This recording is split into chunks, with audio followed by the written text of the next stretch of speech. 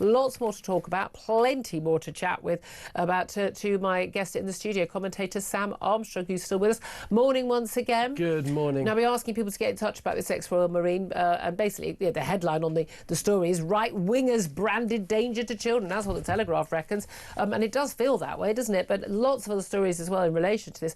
Do give us a call and have your say. 0344 499 1000. Text the word talk in your message to 87222. Get in touch with us on X at TalkTV. Calls are charged at the national rate. Text cost £1, standard network rate message. A lot of you also getting in touch about the attacks on Nigel Farage from all sides, really. But Sam, let's just stick first of all with this former Royal Marine. And this is Jamie Michael, and you know him, you've been working with him, you do work with the Free Speech Union as well. Someone being branded a danger to children, this kind of goes back to Brexit campaigners, UKIP supporters being told you can't foster kids, you can't adopt children because of your political views.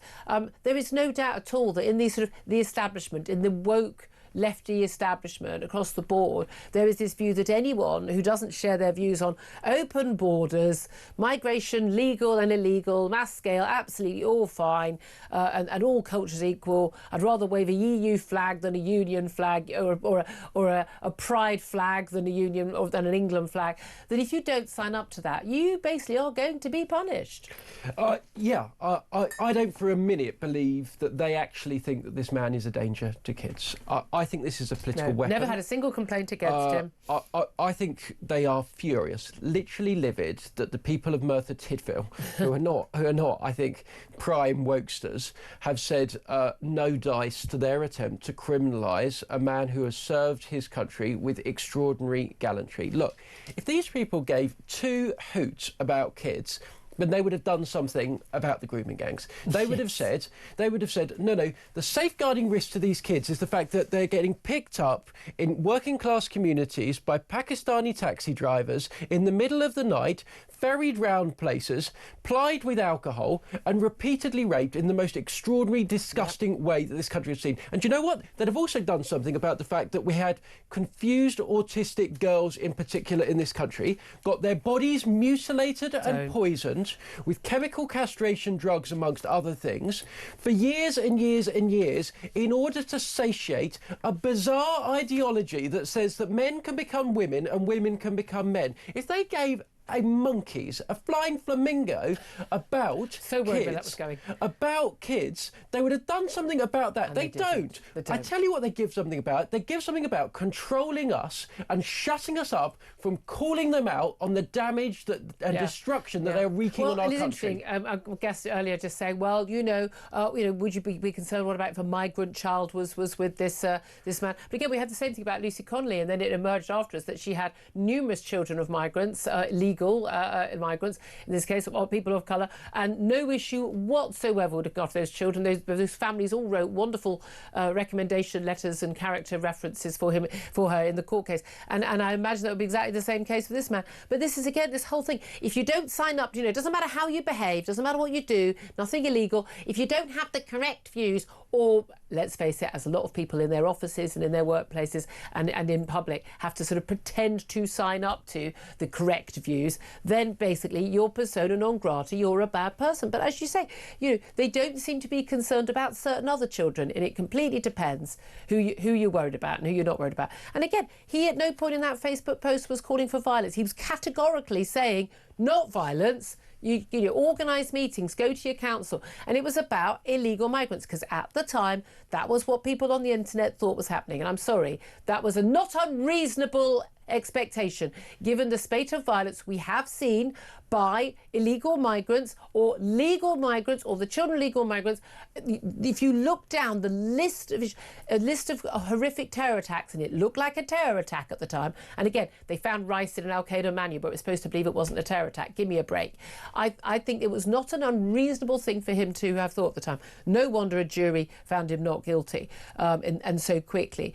But I mean, this is it. You mentioned the grooming gangs. I mean, Kemi Badenoch and Chris Philp, the Shadow Home Secretary, they are right now unveiling their alternative grooming gangs inquiry, which focuses on, well, among the things, the religion and ethnicity of the attackers.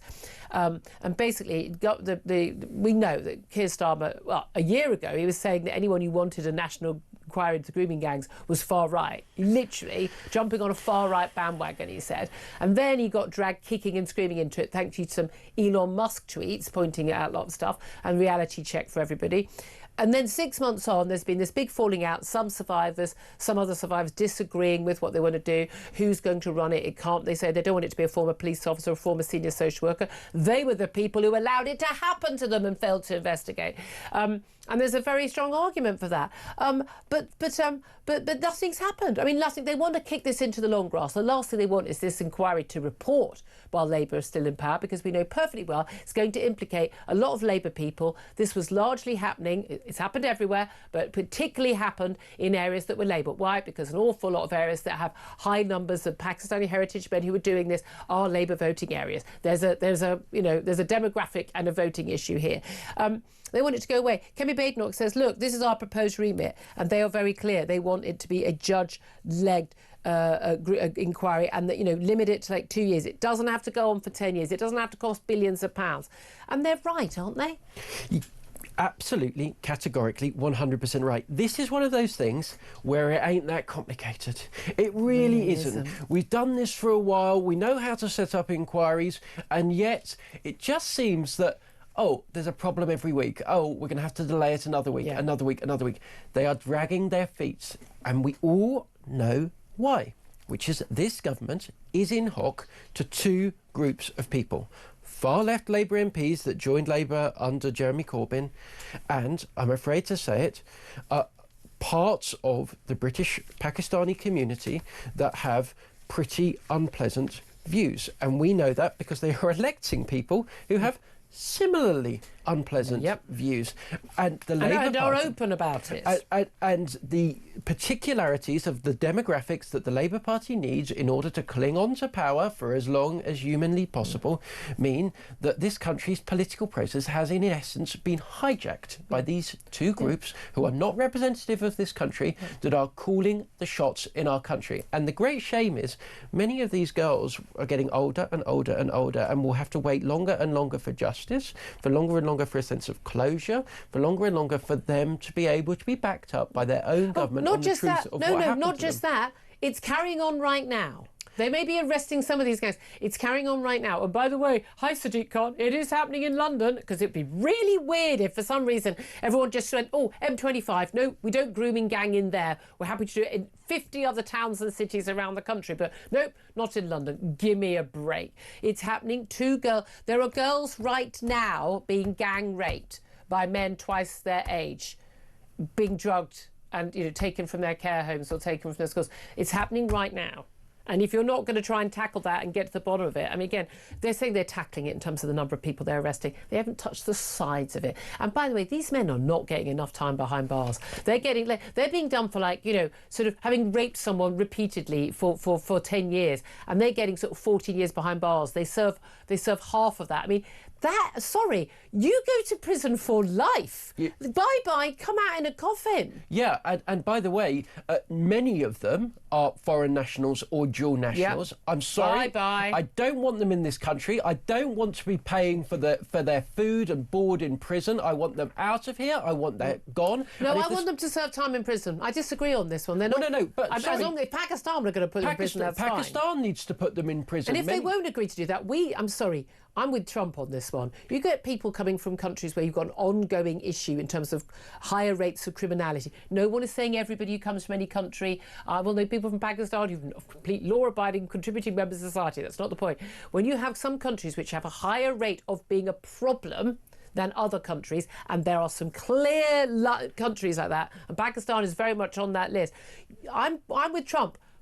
We're just going to stop. We're just going to stop it. And if you won't take your people back, who are a problem, no one gets in. We're just going to have to be stricter about this. I don't think that's unreasonable. I don't think it's racist. I don't think it's xenophobic. I think it's a reasonable thing to protect the Julia, we're still handing them millions of pounds in foreign aid. We're still buying all of their products. Nuclear weapons. The idea that we don't have levers over these, what are, to all intents and purposes, basket case countries, and I'm sorry, Pakistan is a basket case country. It's the reason why people want to come here. the idea that we cannot get them to do what we want to do on these basic levels is for the birds. These people are delighted. They laugh at how naive we are because they have convinced us that we owe them some great colonial debt. Well, I'm sorry, we don't. We don't owe these people nothing. They can take back their own criminals. They can put them in prison because I tell you what, they have the good sense not to allow paedophiles to wander the streets, something I wish our own government would have. Well, I have to say, I mean, again, we need to stop importing people in the first place. I mean, there's a very big issue on that front in terms of being very much more choosy about that. We're seeing certainly illegal migrant arrivals on the boats, the lorries, and those who've overstayed visas and suddenly discover at the end of their student visa that they are indeed unable to return home. That these people are being, basically supposedly vetted, producing all this evidence, but they're not even getting a face-to-face interview. So I mean, how can anyone even know that's the right person who's? I mean, I'm sorry, we have asylum judges who are allowing people to stay on the most spurious grounds. We've got men who are coming in with receding hairlines and wrinkles and beards, claiming they're 15 years old, and people go, oh, OK, fair enough. I mean, this is an absolute joke. We're talking about people who are already wanting criminals in Europe who are allowed to stay here. People like the migrants, among the migrants who were planted in the Question Time audience. By Question Time, who are we kidding? The BBC producers would have done that. Well, is it Mentorn who produced it? Some guy, he's been rejected by 5 different countries in Europe, but he just went asylum shopping, and he finally found a country that was mug enough to take him in. I mean, this is an absolute joke, but the idea that someone doesn't even actually have to meet up with someone in person because the Home Office staff are all still working from home. Oh, I'm sorry, am I interrupting you walking your dog on the beach?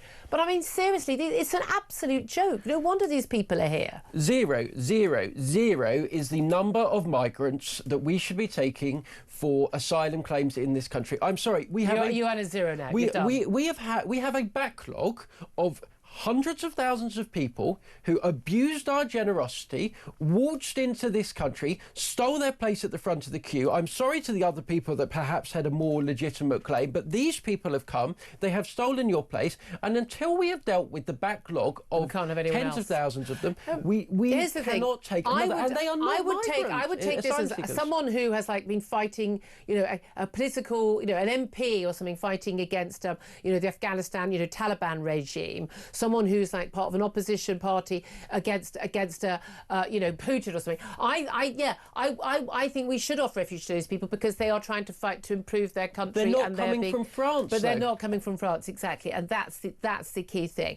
But it's this idea that people go, well, Eritrea or Sudan, there's civil war. Yeah, that's awful, but it's what we're supposed to take the entire population? Well, most of these people are going to the local countries. Well, yeah. So why do we need to? What's uniquely special about these young men that we need to take them rather than them staying in the neighbouring countries? I'm sorry you live in an area that's a basket case. I'm sorry about that. Maybe you should try and fight to improve your own country rather than coming to our country and expecting us to take you all in.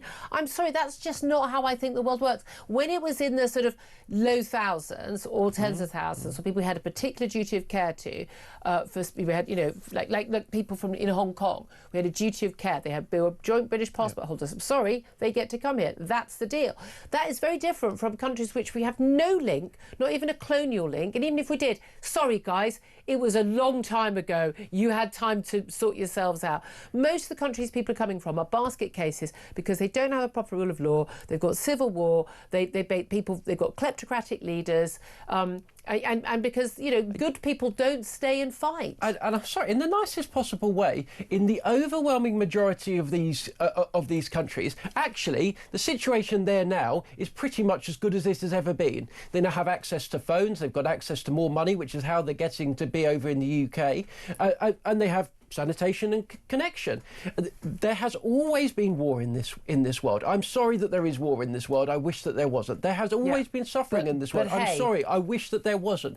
But it is not our responsibility in this country to go and fix every little solution problem that exists around the world. And you certainly don't go about doing that by importing all of the people from those countries over to here. And by the way, the people we get half the time are the sources of the problem. The best example is the literal commander of the Al-Shabaab terrorist movement in Somalia came from the UK. How did he arrive in the UK as a refugee? Well, he'd been in Sweden first, and he said the Swedes were persecuting him over his desire to genitally mutilate his own daughter. So we got him, put him in a mosque over here, where he preached to a load of people who turned out to be terrorists. Surprise, one surprise. killed Lee Rigby. One killed Lee Rigby, and he's now back in Somalia, where he's causing the problems that mean we need to take even more Somalians. Yeah, brilliant. I mean, it's a great system. I mean, I tell you what, if you could put these people working for good, they'd be great at working in industry, wouldn't they? Is it any wonder then that America over the weekend released their national security strategy, basically saying that Europe is facing civilizational erasure?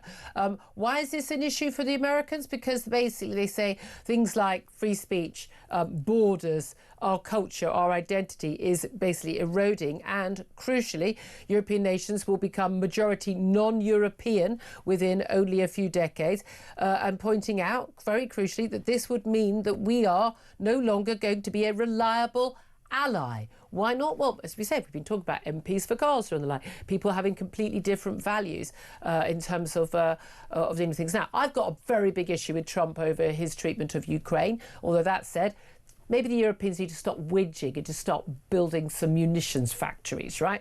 Put your money where your mouth is and get on with it so we can defend Europe, which we should have always been able to do. Trump has been right about that since 2016, and he's right today, although I disagree with him in terms of his stance on Ukraine overall. But it's our problem and we need to deal with it. But Americans are quite right to say, look, we are facing civilizational erasure, and we're doing it with open arms, saying, come on in.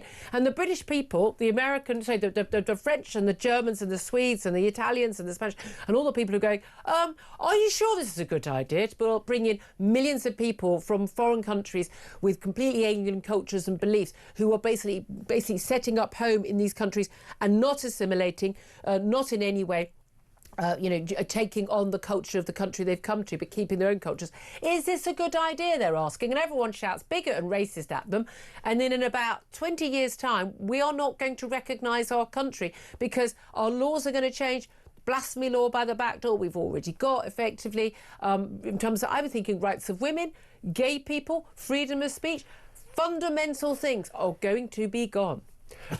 Newsflash, it is not the Human Rights Act, it is not our DEI policies, it is not woke judges that make the UK a valuable ally to the United States and indeed the rest of the Western world. It is the shared culture, history, values of the British people that have, broadly speaking, developed gradually over 1,000 years. We came up with great ideas, a great system. How do we know that? We literally changed the world. The Industrial Revolution started here. Everything we've done has been brilliant. And when you change the people, and that can happen in the aggregate or dramatically. And by the way, hundreds of thousands of Brits are now leaving every year. When you change the demographics, you change the country, you change the values, and that, not Putin. And I do say that, actually, that, not Putin, is the biggest risk to Europe. I completely agree. We've brought it on ourselves, and it's very interesting, isn't it? We talked about the two-child benefit cap that the government has said they're going to get rid of against the views of the British people. Nearly 350,000 foreign-born families could get extra handouts, particularly Pakistani, Bangladeshi, Nigerian and Somalian. Almost 200,000 of those households come from just 10 countries. So basically a third of households in this country with 3 or more children are foreign born. And they're going to be the biggest beneficiaries of the two-child benefit cap being scrapped. I mean, I'm shocked by that. I'm so surprised. I wrote about this the other week. I mean, these numbers are extraordinary. This is from Nick Timothy. He used to work in the Home Office with Theresa May. He was Chief of Staff to when she was Prime Minister. He knows his stuff. This is it, and he's basically saying you have to link settlement rights to a person's tax and welfare record. Don't let people who come here temporarily then stay on if they're costing us more in benefits. Because again, you want to have 4 kids, 6 kids, that's up to you. Brilliant. Let's more people having kids. Brilliant. But if you can't afford to look after them, then no. But there we are. Old-fashioned, eh?